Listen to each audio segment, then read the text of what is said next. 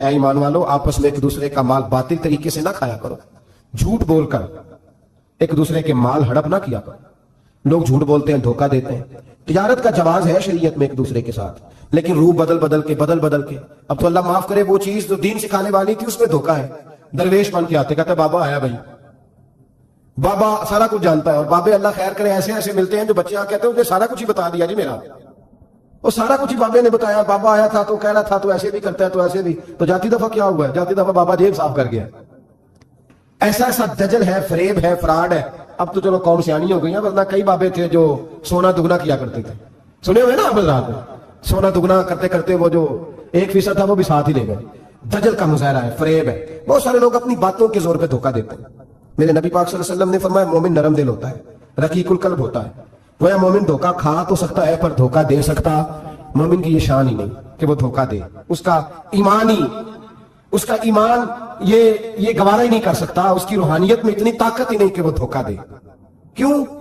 اس لیے کہ نبی پاک صلی اللہ علیہ وسلم نے فرمایا جو دھوکہ دے وہ ہم میں سے ہے ہی نہیں۔ من غشا، جس نے دھوکہ دیا، فلیس منا، وہ ہم میں سے بڑی ہم میں سے۔ اور یہاں تبصرہ تو ہوتا ہے کہ وزیر اعظم دھوکے باز، صدر دھوکے باز، فلانا دھوکے باز۔ تو جس ریڑھی والے نے سامنے آم صحیح لگائے ہوئے ہیں موٹے موٹے، اور اندر اس نے سارا کچھ رکھا ہوا ہے، تو وہ دھوکے باز نہیں؟ جو دکھا رہا ہے وہ دے گا بھی کہ نہیں؟ تو اس نے دکھانے کے لیے چیز اور رکھی ہوئی ہے اور دینے کے لیے، تو یہ دھوکہ نہیں؟ کیا صرف بڑا ہی دھوکے باز ہے؟ جس دکاندار نے بڑی ملمہ سازی کی ہے، لمبی چوڑی لائٹیں لگائی ہیں، بڑا اس نے سجا کے سوار کے تیار کر کے ہر شے رکھی ہے، اور جھوٹ کی نگری میں وہ لوگوں کے ساتھ لوٹ رہا ہے، ان کی آنکھوں کو چندھا کے، وہ دھوکے باز نہیں؟ بالکل جائز کمائی کرنا ہے۔ نبی پاک صلی اللہ علیہ وسلم نے فرمایا چیز جب تم بیچو تو اس کی زیادہ تعریف نہ کرو، جب چیز بیچو تو جو اس کے اندر نقص پایا جائے وہ گاہک کو بتاؤ۔ اگر تم وہ یہ ابن ماجہ کی حدیث ہے، فرمایا اگر تم نے چیز کا عیب گاہک کو نہ بتایا تو اللہ تم سے ہمیشہ ناراض رہے گا اور فرشتے تم پر لعنتیں برساتے رہیں گے۔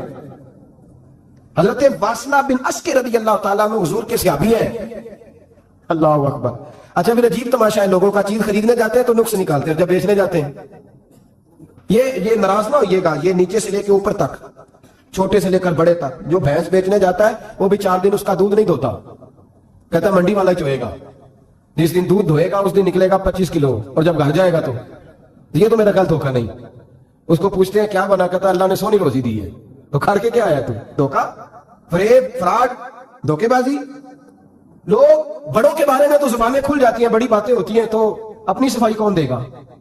اپنے اوپر کون؟ میں کسی کی حمایت نہیں کر رہا، یہ بھی جلدی درجہ آ جاتا ہے فٹافٹ، 1 منٹ میں لوگ کہہ دیتے ہیں کہ محبت تو سیاست کا چلن چھوڑ دیا، ہم اگر عشق نہ کرتے تو حکومت کرتے، وہ معاملہ الگ ہے۔ لیکن مسئلہ یہ ہے میرے بھائی کہ دھوکے بازی ہر ایک کے لیے اسی طرح حرام ہے، ہر ایک کے لیے، جس طرح کے اس کا حکم موجود ہے۔ حضرت واصلہ بن اسکر رضی اللہ تعالیٰ عنہ صحابی تھے، ان کے پاس ایک شخص گیا، اس نے جا کے نا تو ان کے گھر سے اونٹنی خریدی۔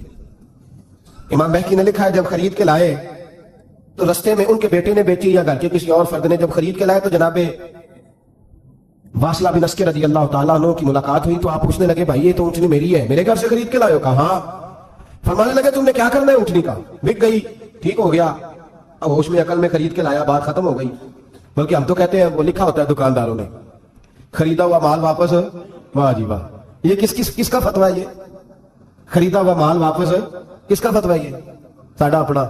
کہتے ہیں ایڈا اوکھا تینوں بڑھیا تو پھر لے کے آ گئے، ایڈیاں گلاں سنا کے، ایڈا سیاڑا سیل مین سی، انہیں ترلے لینے ساتھ ہی انہیں تعریف کی تھی، تو انہیں بڑا سونا لگے گا، پھر تیرے گلے میں ڈالا بڑی مشکل سے، مڑا ہے تجھے اور تو پھر لے کے آ گیا، اور شام کو کہتا الحمدللہ میں نے بڑے پیسے کمائے، لا حول ولا قوت الا باللہ۔ سارا دن جھوٹ بولا، فریب کیا، اس پہ اللہ کا شکر ادا کرا۔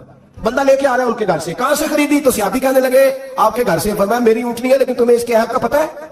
او بھائی یہ دھرتی پہ بسنے والے لوگ تھے، یہ میرے نبی پاک کے تیار کیے ہوئے تھے، تمہیں پتہ ہے اس اونٹنی کے عیب کا؟ یار تو عجیب آدمی ہے، کوئی عیب بھی بتاتا ہے اپنے جانور کے۔ فرمانے لگے چل تو یہ بتا گوشت کھانے کے لیے خریدی ہے یا سفر کرنے کے لیے؟ کہا میں نے تو اس پہ بیٹھ کے حج کرنے جانا ہے۔ فرمانے لگے چل بھی میرے ساتھ واپس آپ پیسے لے لے، گوشت کھانے کے لیے اچھی ہے، دودھ دینے کے لیے اچھی ہے، پر یہ سفر کے لیے اچھی نہیں، تیرے کام نہیں آئے گی۔ اب وہ صحابی ساتھ چل رہے ہیں اور کہنے لگے یار میں نے خرید لی تھی، پیسے دے دیے تھے، مرضی سے سودا کیا تھا، میں نے پوچھا بھی نہیں تھا سفر کی کیسی ہے، تو نے یہ کیوں کیا؟ تو حضرت واصلہ رونے لگے، فرمانے لگے کیا کروں، میں رسول اللہ کا غلام ہوں، کیا کروں نبی پاک کا غلام؟ رونے لگے، فرمانے لگے میرے مصطفیٰ کریم علیہ السلام نے فرمایا فرشتے لعنت کریں گے اگر تو ایسی چیز بیچ ڈالے گا۔ کیا کروں؟ نوکر اس گھر کا ہوں، جس گھر کی نوکری مجھے دھوکے کی اجازت ہے، میں اس گھر کا نوکر ہوں، مجھے اجازت نہیں دیتی، مجھے اجازت۔ ہم کہتے ہیں جی میرا مالک کہتا ہے، تو اپنے مالک کی چھوڑ، تو کونین کے مالک کی مان، تو اپنے مالک کی چھوڑ، تو عرش کے مالک کی مان، تو چھوڑ دنیا دار مالک کی، اس مالک کی مان جس نے تجھے پیدا کیا ہے، تجھے رزق دیتا ہے۔ دنیا کے مالک کی بات کر رہا ہے میرے نبی پاک صلی اللہ تعالیٰ علیہ وسلم۔ باہر نکلے، رات کو مدینے میں ٹھنڈی ہوائیں چلی ہیں، رمجھم برکھا برسی ہے، مدینہ سارا ٹھنڈا کر گئی ہے، پہلے ہی بڑا ٹھنڈا ہے، پر خدا کے کرم سے مدینے میں اور ٹھنڈک ہوئی۔ حضور سویرے نکلے، بازار میں گئے، گلے کا ڈھیر پڑا ہے، نبی پاک کی نظر پڑی، حضور پہنچے تو گلے کا ڈھیر ہے، سارا خشک ہے۔ محبوب نے فرمایا رات کو بارش ہوئی ہے، تیرے گلے میں پڑی نہیں، تیری گندم خشک رہ گئی، رات اتنی بارش ہوئی، نبی پاک پردہ پوش ہے کہ نہیں؟ بولے سارے۔ میرے اعلیٰ حضرت فرماتے ہیں قیامت میں ہمارے عیب چھپیں گے تب جب مصطفیٰ اپنی چادر میں چھپائیں گے۔ وسعتیں دی ہے خدا نے دامن محبوب کو، عیب کھلتے جائیں گے اور وہ چھپاتے جائیں گے۔ حضور پردہ پوش ہے نا، لیکن دھوکے باز کی نبی پاک پردہ پوشی نہیں کرتے، جو دھوکہ دے۔ اگرچہ اس صحابی کے بارے میں محدثین نے یہ لکھا ہے کہ وہ دھوکہ نہیں دینا چاہ رہے تھے، ان کو بھی اس مسئلے کا پتہ ہی نہیں تھا، جب پتہ چلا تو پھر دوبارہ انہوں نے یہ کام نہ کیا۔ اللہ کے حبیب صلی اللہ علیہ وسلم پہنچے، فرمایا تیرے گلے میں، تیری گندم میں بارش ہی نہیں ہوئی۔ حضور نے اپنی آستین کو چڑھایا، بازو اوپر کیا، اور حضور نے گلے کے اندر ہاتھ ڈالا، اندر سے جا کے حضور گیلی گندم اٹھا کے باہر لائے، اور نبی پاک صلی اللہ علیہ وسلم نے فرمایا یہ کیا ہے؟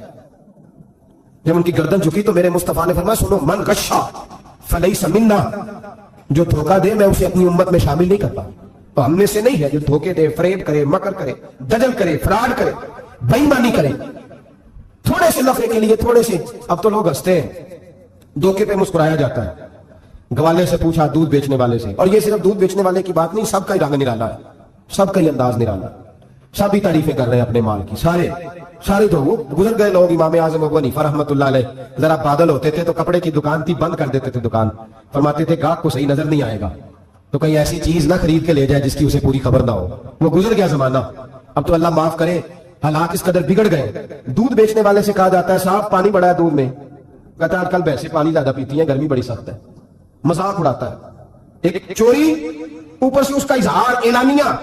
میں نے ایسے لوگ بھی اپنے کانوں سے سنے ہیں جو گوالے سے کہہ رہے ہیں، دودھ بیچنے والے سے، صاحب اور یار پانی ڈالنا ہوتا ہے تو صاف تو ڈال لیا کر، تو گندی ندی کا پانی ڈال کے لے آتا ہے۔ کہتا ٹھیک ہے جناب، آج کے بعد شرم نہیں آتی یہ باتیں کرتے؟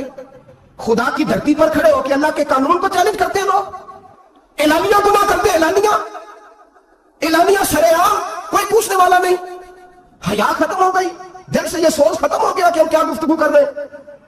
بڑے بڑے رنگ ہیں، بڑے بڑے انداز ہیں لوگوں کے۔ حضرت ابو ہریرہ رضی اللہ تعالیٰ عنہ کھڑے تھے تو ایک آدمی دودھ میں پانی ملا رہا تھا، حضرت ابو ہریرہ کی چیخیں نکل گئی، رو پڑے، لوگ کٹھے ہوئے کہنے لگے حضور آپ کو کیا ہوا؟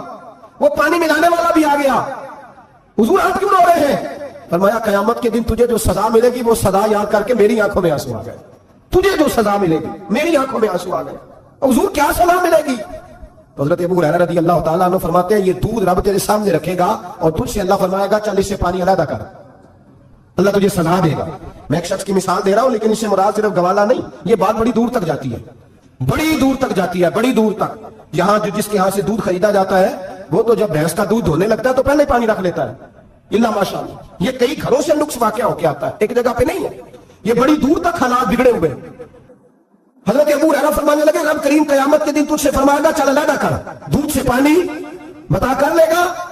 کہنے لگا حضور ڈالا تو جا سکتا ہے، نکالا نہیں جا سکتا۔ فرمانے لگے پھر تیرا دوزخ سے نکلنا بھی مشکل ہے، تو دے بچوں کو کما کے کھلا، موج کر۔ اب تو یہاں تک تماشا لگ گیا، میں ایک رپورٹ پڑھ رہا تھا کراچی میں ایسی بھی دکانیں پکڑی گورنمنٹ نے کہ جہاں دودھ کے اندر کیمیکل ملایا جاتا ہے گاڑھا کرنے کے لیے، اور اس کیمیکل نقصان یہ ہے اس کیمیکل کا کہ وہ کینسر کا باعث بن رہا ہے۔ 2 کلو دودھ کی خاطر قتل کر دیا ایک انسان کو، 200 400 500 کی خاطر مار دیا بیماری لگا کے، بچے یتیم کر دیے، عورتیں بیوہ کر دی، گھر اجاڑ دیے تھوڑے سے دھوکے کے لیے، اتنی سی دنیا داری اکٹھی کرنے کے لیے۔